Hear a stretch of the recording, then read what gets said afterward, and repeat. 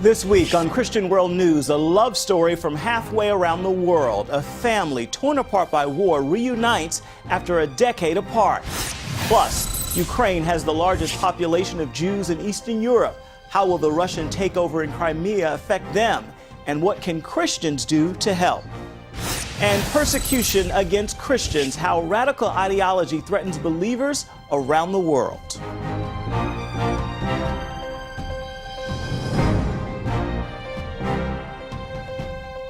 And welcome to this edition of Christian World News. I'm Ephraim Graham. George Thomas and Wendy Griffith are both on assignment.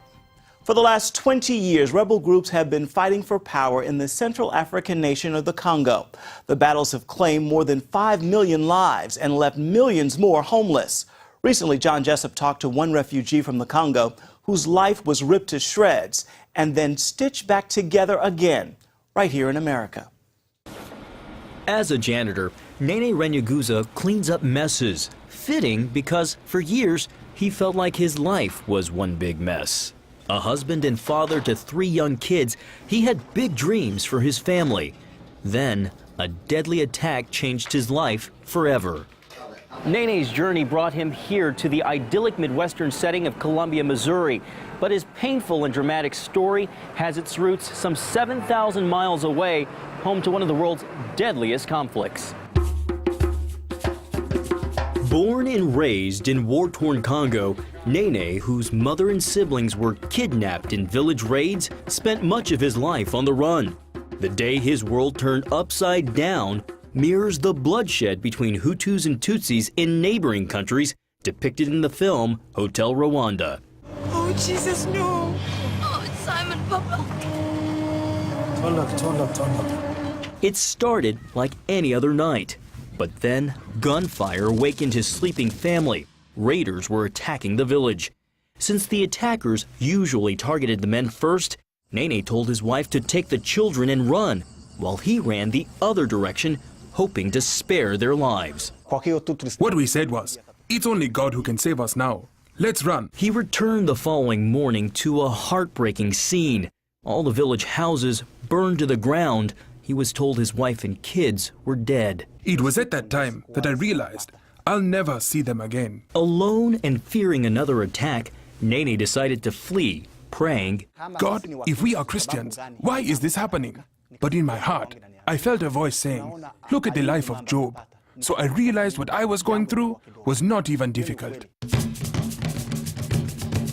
2 months later, he found safe harbor, traveling nearly 1,000 miles from his home in Congo to Rwanda, then on to Uganda, and finally Kenya. All the while, he relied on his faith in God and the help of strangers. After 3 years in Kenya came good news. He was going to America as a refugee. I was happy, but I said, God, if my family was alive, I could have gone with them to the United States. Nene made mid-Missouri his home. The only thing he brought with him was the Bible he escaped with during the raid, and in it, a picture of his wife, Francine. Hoping to put his painful past behind him, Nene poured himself into his work, just as he did farming, teaching, and preaching in Congo. He also pledged never to remarry unless he knew for sure Francine was dead. I had a feeling that maybe my family could be alive. But when I looked around in the natural, I said, no, I am cheating myself. But in my spirit, I felt strengthened. Nene found work as a custodian, but his true calling is the ministry. He leads African worship services every Sunday here at First Baptist Church in Columbia, where his congregation, co-workers, and friends have become family and a network of support. Instantly, our hearts were just connected, and he just became my son. One of his biggest supporters is Charlotte Gaddy. They met when he came to her bank applying for a car loan and bonded over their common faith in Christ. Nene calls her Mama Charlotte and her husband Papa Steve and says he no longer feels like an orphan. A year after coming to America, Nene received an unexpected phone call. His wife and all 3 children were alive in Kenya. But he'd wait another 4 years, enduring holdups like outbreaks, paperwork, and canceled flights. When they finally got the green light, Mama Charlotte sprang into action, helping with immigration details and finding a place big enough for the family to live. With the help of donors and fellow believers, she organized a citywide effort to furnish the family's new home. We went from an empty apartment within a week, a completely furnished apartment, from everything from tennis shoes to silverware to, God supplied everything, and everything was color coordinated. Last summer, after 11 years apart, Nene finally reunited with his family. The couple shared their experience with CBN News. Once I saw them coming through the doors, it was overwhelming. I cried there at the airport. They say their story can only be described as a miracle. Deep in my heart, I knew my husband was dead because we had witnessed so many times the raiders coming in and killing the men in the village or taking them into the bush. And later we would find the bodies of people who have been killed there. Looking back and seeing what happened, the only thing I can say is this is God's doing. It was like another wedding we have gone through. We have been wedded, my wife and our children. I asked Francine what she thought when she first saw her husband. When I last saw him in Congo, he was younger. He has grown older. He has started losing hair on his head. No, I'm still young. Nene, when you saw her, did she look the same or even more beautiful? Beautiful, very beautiful. Nene and his family have spent the last several months getting to know each other. His kids, whom he last saw as toddlers, are now all teens, adjusting to life in America. And he's getting to know an orphaned boy his wife found and adopted after the village raid. But it doesn't end there.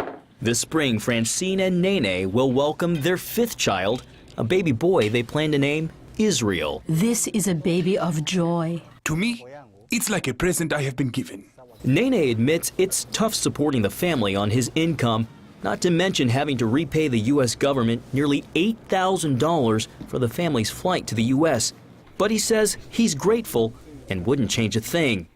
Meanwhile, his family's still inspiring those in the community and all who hear their story. This couple represents so much in faithfulness of God and their vows to each other and the holiness of the vows. And they were faithful to the vow to God, and they were faithful to each other. And God used that in a miraculous way. John Jessup, CBN News, reporting in Columbia, Missouri. Such a heartwarming story indeed. Now, you can share your prayers and your blessings with the family. Simply go to our Christian World News Facebook page and post your comments. We'd love to see them there. A German homeschool family will be allowed to stay in the United States. The Supreme Court refused to hear an appeal from the reunites. Now the Department of Homeland Security announced the family has been granted indefinite deferred action status. Now this means the reunites can stay in the U.S. permanently unless they commit a crime or violate the terms of their status. In 2008, the family fled Germany because the state threatened to take their children away if they did not enroll them in public school. Coming up, protecting Ukraine's Jews after the Russian invasion of Crimea. Many Jews fear they will be targeted. How one Christian group is reaching out to help.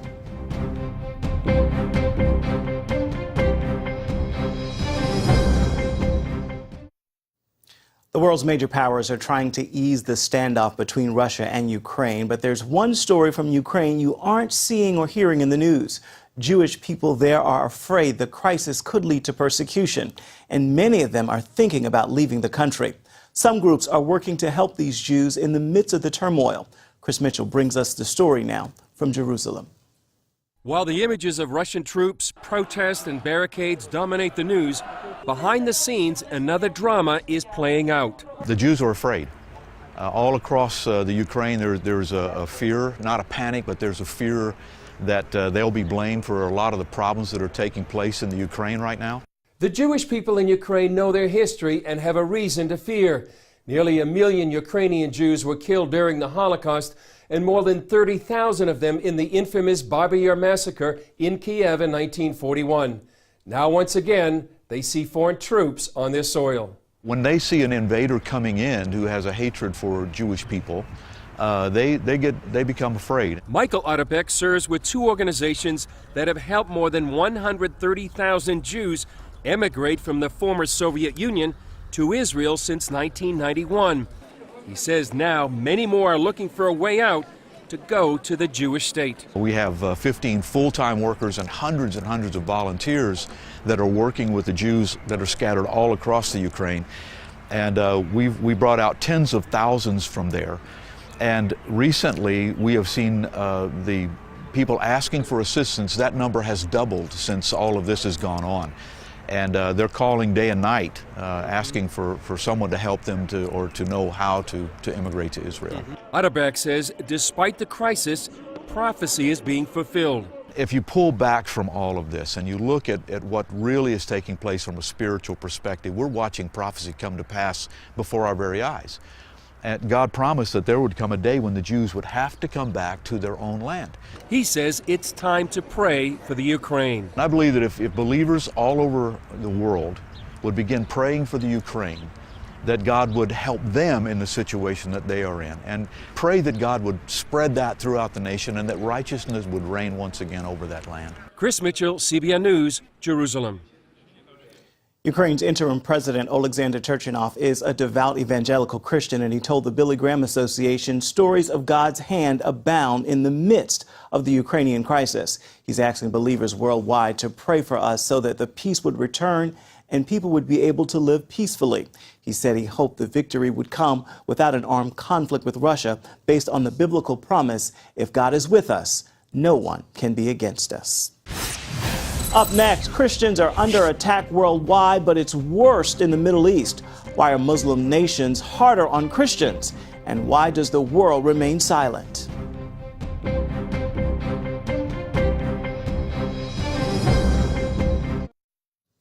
North Korea has released a 75-year-old Australian missionary after 3 weeks detention.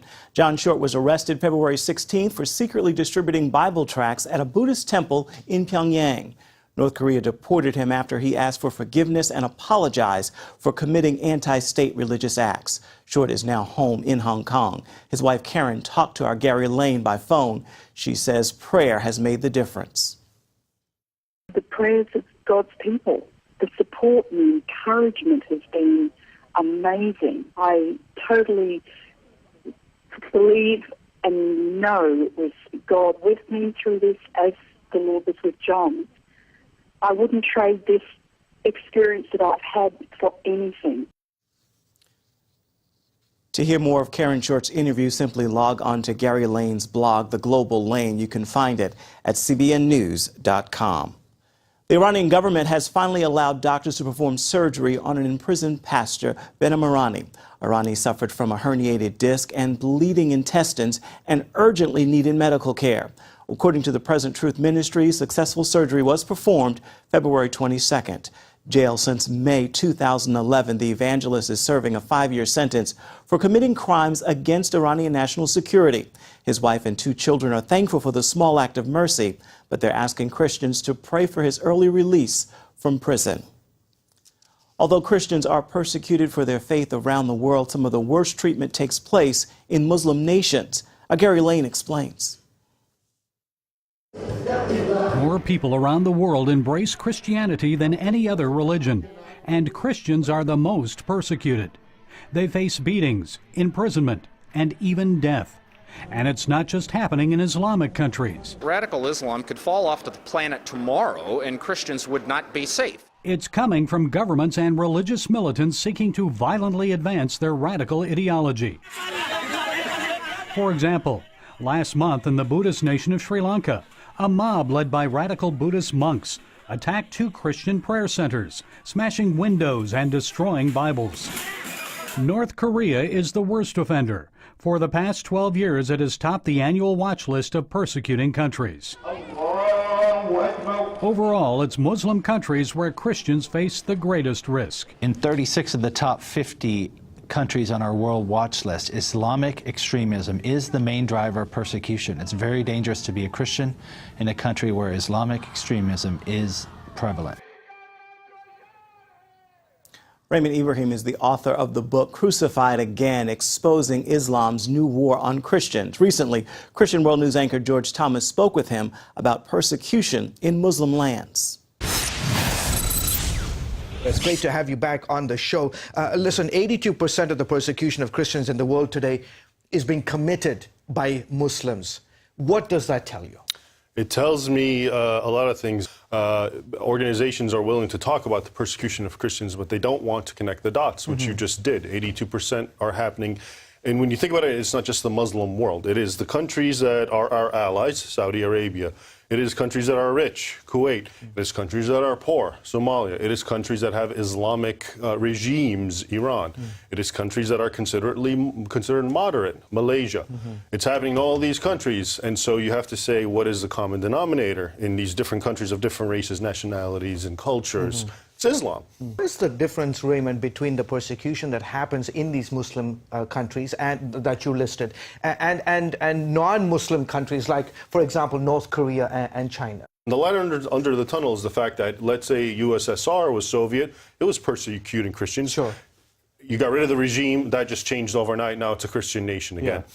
And so you get rid of the North Korean dictator who has a cult of personality, it could overnight end the persecution. You go to the Islamic world, this is not the case. In fact, you get rid of the leaders, it gets worse.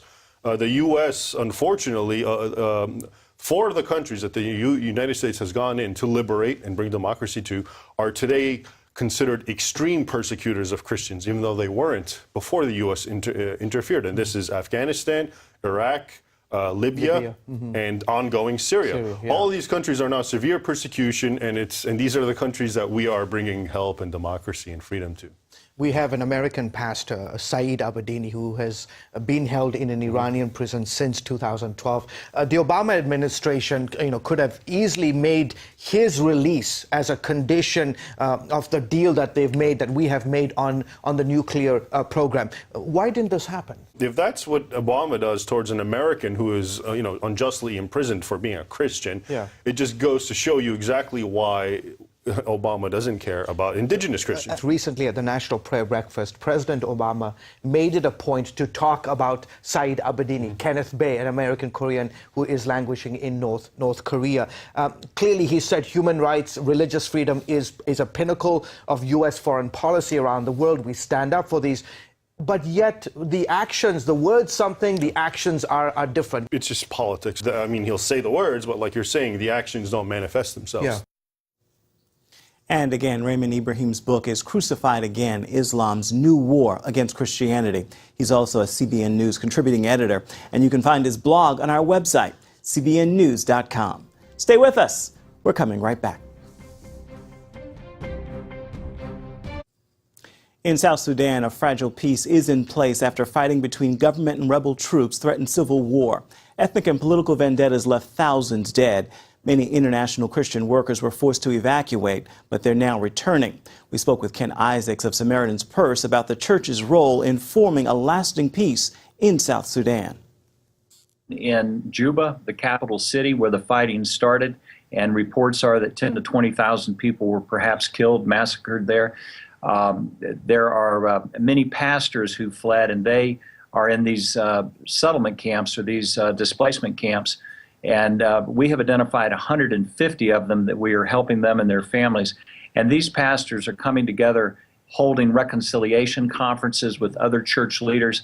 That is something that we are encouraging across the nation. We're supporting it and helping it in all ways that we can. And I think that the church, the body of Christ, is a very important, if not the most important, influence in the entire political situation and the conflict that's going on there now. Isaac also asked the global church keep South Sudan in its prayers.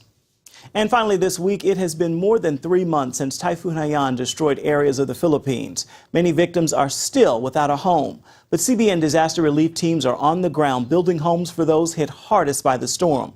Lucille Talusin reports. At the height of Super Typhoon Haiyan, Marina, her children, and others ran to the parish church in their village for safety. It proved to be a bad decision as the storm surge and winds knocked down the building, killing 18, including her sister. It's a miracle my children and I were able to rush out of the door before it got stuck, trapping the people inside the church. But when we got here, our house was totally swept away and all our belongings are gone.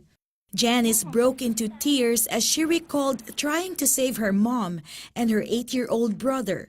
I went back to the church and looked for Mama. The concrete wall pinned them down and hit their heads.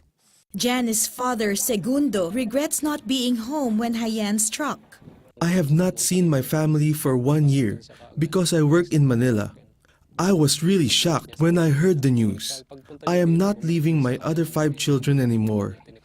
I will take care of them, especially now that we live in this temporary shelter. Marina and Segundo are among the thousands of survivors who need houses. CBN Disaster Relief is answering the call. 24 more houses like this one are going to be built in this community alone. And what's nice about this project is that the recipients get to participate by rendering some community service. And this enables them to be more productive and prepares them for CBN's livelihood program for the community. Architect Tim Fisher partnered with CBN to design and build houses that can accommodate 8 people. House owners before who were completely washed out, of course, they were blessed. They were really happy that someone comes from CBN and offers them a house. This was just unexpected for them. They thought they get relief goods and they have to build their own shed. But now we come and building with the community a house. This was completely new for them. The first house was turned over to Marina. Thank you very much, CBN. You are God's instrument. If it were not for your help, we wouldn't know where to take shelter. My husband, who is working abroad, does not know what happened to us. And so this is really a big help. Segundo and his children are also very thankful because their house is next. Thank you very much, CBN.